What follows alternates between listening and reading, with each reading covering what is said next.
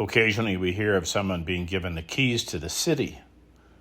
Today this is mostly a ceremonial honor, but the custom originated in a time when being appointed the master of a house meant having great power. The key, in fact, was often so large it was laid on the shoulders of the one to whom it was given. And once the new master of the household arrived and received the key, whenever they opened a door, no one could close it. And when they closed the door, no one could open it. Opening and closing were irreversible acts that no one would be able to undo. These kind of actions are so unlike our typical kinds of behavior. We're constantly changing our minds. Our choices are always in flux.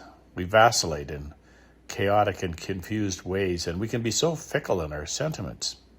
The notion that something can be opened forever or closed and never opened again seems absurd.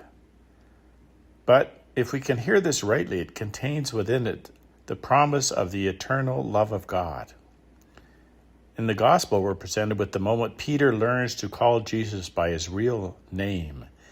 In that moment, Peter recognizes the hidden truth that his master is the Son of God. And it is at this moment that the keys of heaven, the key of the irreversible, is revealed.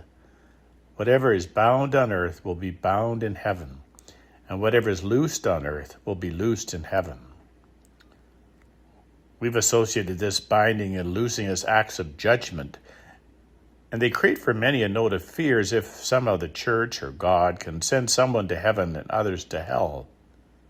But binding and loosing are not contrasting acts. Both lead to heaven. One opens the way to heaven by freeing us, loosening us from our failures, from the memory of our weaknesses, through the work of forgiveness. The other binds us to God and to one another under a common Father. The mission of Christ is to throw open the doors of heaven permanently, so they can never be closed ever again. And when God creates community, when God binds people together, nothing can separate them from one another or from God. In the Our Father we pray, do not lead us into temptation. The great temptation is to doubt these realities, that we have free access to God and that we are really bound to each other. We go through moments when we believe that God is somehow against us on account of the things that we may have done or failed to do. And we also go through times when we believe that we're alone, on our own before God. But God is never against us, nor will God ever abandon us. In all things, he opens the door wide to us, and he asks us to bear witness to this openness. If we claim to know God, it means we become witnesses to mercy and to community.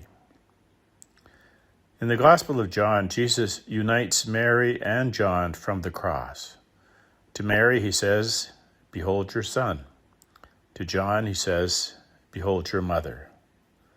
They were not mother and son previously, but Jesus binds them together.